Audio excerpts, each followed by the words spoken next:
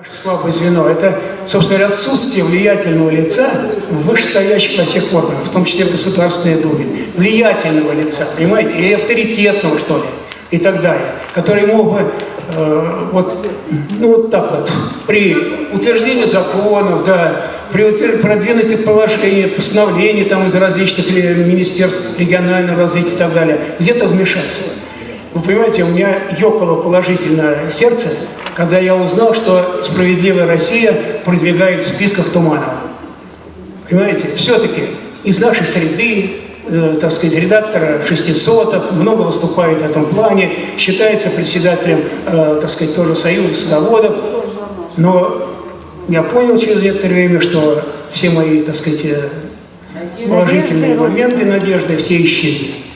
С самого начала, еще как только избрались, Туманов не подписал ни одного нашей организации «Цветущая Родина», значит, какого-нибудь, ну, понимаете, вот, ну, как это назвать, запроса, что ли, ходатайства, например, о встрече в Министерстве там, финансов, например, в Министерстве этого самого ФЭС, даже вот в этом, в акционерном обществе «Мосэнергосбыт».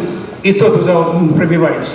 Все чиновники в вышестоящих инстанциях, все хотят фактически вот получить какой-нибудь запрос, чтобы удовлетворить это.